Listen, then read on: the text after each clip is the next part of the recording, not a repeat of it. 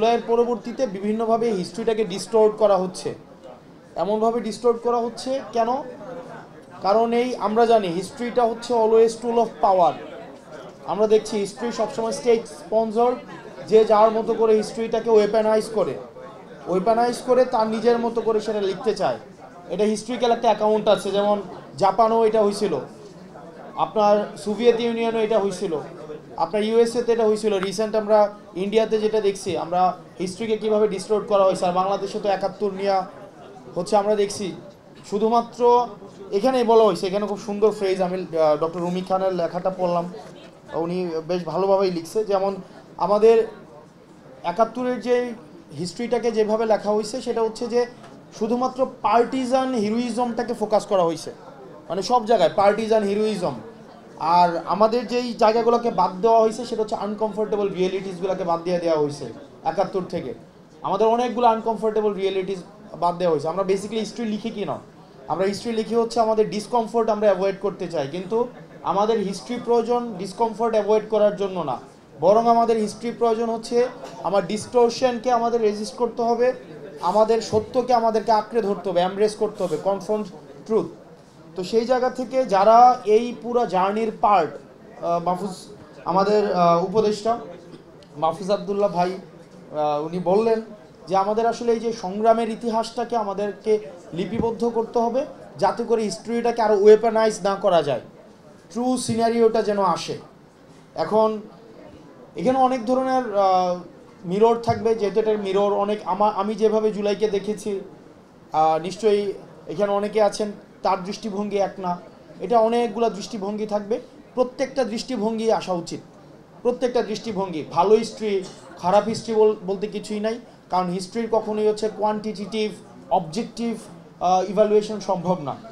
History আমাদের প্রচুর লেখা উচিত, যার যার পার্সপেক্টিভটা লেখা উচিত, যাতে করে মানুষ একটা কোর্স অফ অ্যাকশন পায়, একটা কোর্স অফ ওয়ে পায়, তার কাছে যেটা রিলিভেন্ট মনে হবে, প্রাসঙ্গিক মনে হবে এবং যেটা ন্যায্য মনে হবে, সেটাই হচ্ছে সেখান থেকে পিক করবে। এবং আমরা যেন যেটা হচ্ছে রিকোয়েস্ট থাকবে সবার প্রতি, হিস্ট্রি যেন আর কখনোই টুল অফ পাওয়ার হিসেবে ব্যবহার করা না হয়। এবং আমাদের যেই হিস্ট্রিটা যেন আমাদের বেশিরভাগ ক্ষেত্রে দেখা যায় আমাদের ট্রেজেডিগুলা এগুলো হচ্ছে প্রপাগান্ডা হয়ে যায় একটা সময়, ট্রেজেডি সব প্রপাগান্ডাতে কনভার্ট হয়। আর হচ্ছে আমরা তো বললাম সব সময় আমরা হিস্ট্রিটার শুধুমাত্র কোন জায়গাটা রিলিভেন্ট সব বেশিরভাগ হয় স্টেট স্পন্সর্ড হিস্ট্রি, যেই সময় থাকে, যে সময় পাওয়ারে থাকে তারটাই হচ্ছে সবচেয়ে বেশি ভাইব্রেন্ট হয়, মেইন স্ট্রিমিং হয়। তো আমাদের হিস্ট্রি আসলে আমরা চাই না যে সরকার পরিবর্তনের সাথে সাথে আমাদের মেইন স্ট্রিমিং হিস্ট্রি সাবস্ট্রিমিং হিস্ট্রি এইভাবে চলে আসুক, বরং হিস্ট্রি যেন নির্মোহ হয়, অবজেক্টিভ তুলনা আমরা যতটা সম্ভব এটা যেন অবজেক্টিভ হয়। তো যাই হোক, এই বইটা আমরা মনে হয় যে 2013 থেকে 24 পর্যন্ত যারা একসাথে ফাইট করছে অনেককে আমরা চিনি, অনেকে আমাদের সাথে সম্পৃক্ত, এই জার্নির সাথে আমরাও কম বেশি সম্পৃক্ত ছিলাম। তাদের সবার লেখা এখানে আছে, অধিকাংশ লেখা এখানে আছে, এবং সবগুলোই হচ্ছে অনেকটা স্মৃতির রোমন্থন করা হয়েছে এখানে। তো এখান থেকে আমরা ওই জার্নিটাকে, আমরা ওই সময়টাকে আমরা ট্রাভেল করতে পারবো। আমরা আবার ব্যাকে গিয়ে 2013 থেকে 24 পর্যন্ত এই সময়টাকে আমরা ট্রাভেল করতে পারবো। আর আরেকটা বিষয় হচ্ছে, মাহফুজ ভাইয়ের সাথে আমি একমত, আওয়ামী লীগ হচ্ছে একটা ডেড চ্যাপ্টার।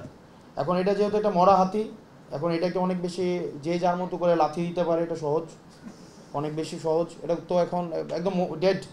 তো এটা আসলে আর মেইন স্ট্রিমিং হবে না। তো মেইন স্ট্রিমিং হবে না যদি আমরা একসাথে থাকি।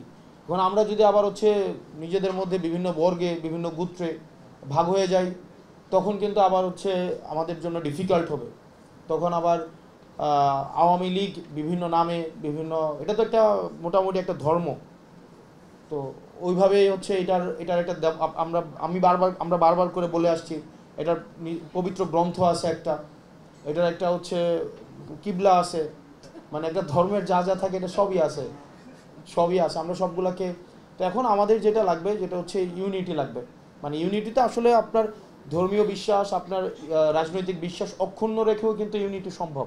তো ইউনিটির পারপাসটা হচ্ছে আমাদের ন্যাশনাল ইন্টারেস্ট, আমাদের হচ্ছে ব্যাটারমেন্ট। ওই যে নেক্সাসটা তৈরি হয়েছে, আমি শুরু থেকে ইনস্টিটিউশন, মানে দুইটা রিফরমেশন নিয়ে এখানে মোটা দাগে কাজ হয়েছে, একটা হচ্ছে কনস্টিটিউশনাল রিফরমেশন, একটা হচ্ছে ইনস্টিটিউশনাল রিফরমেশন। আমি শুরু থেকেই দ্বিতীয় যে বিষয়টা, এই বিষয়টা নিয়ে আমি সবসময় ফোকাস থাকার চেষ্টা করেছি, কারণ দিন শেষে মিলিটারি ব্যুরোক্রেসি এবং হচ্ছে মিডিয়া, এই তিনটা হচ্ছে আপনার যেদিকে থাকে তারাই হচ্ছে মোর পাওয়ারফুল দ্যান দ্য পলিটিশিয়ানরা আসলে তাদের যে একটা কর্তৃত্ব, এটা কিন্তু মানে more than the state.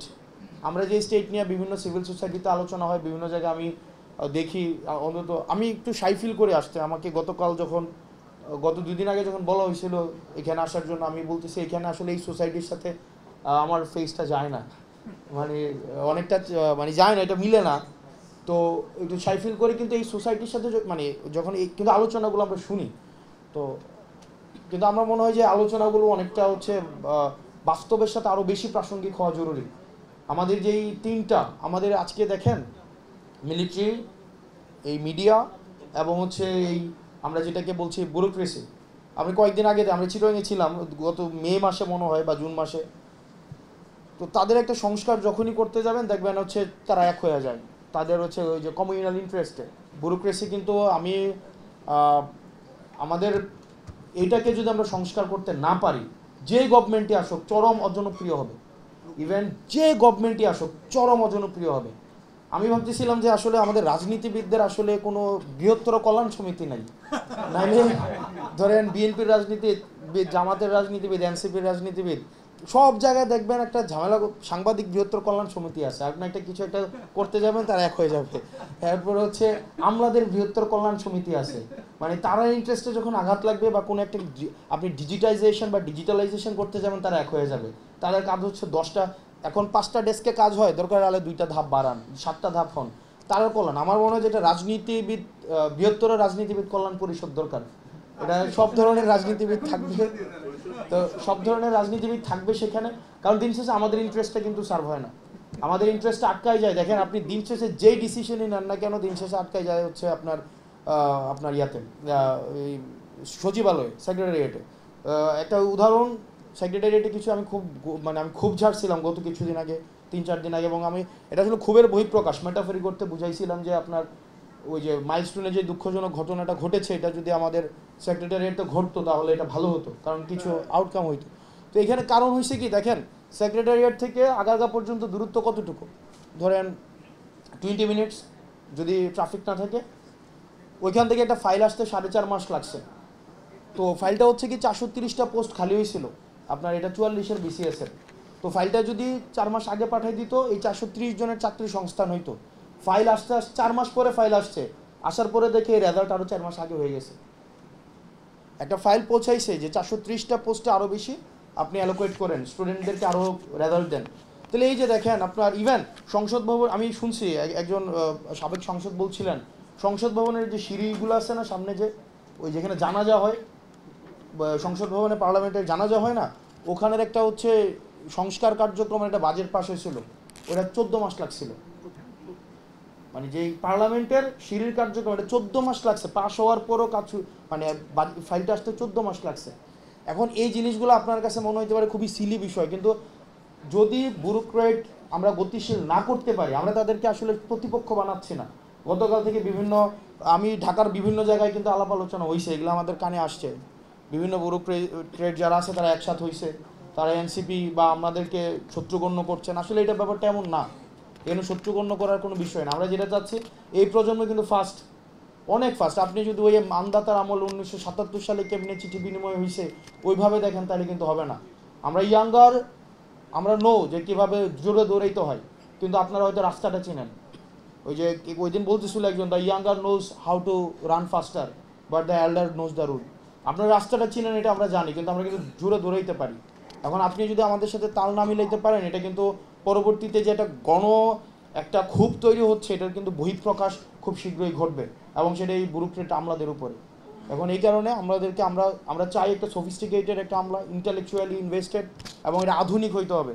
Digitalization, আমি গতকাল একটা দিয়েছিলাম যে একটা 100 টাকারও যদি বাজেট পাস হয়, 11টা ধাপ আছে, ধাপ নিয়ে আমার সমস্যা নেই, কিন্তু এটা হচ্ছে টাইম ফ্রেম হইতে হবে।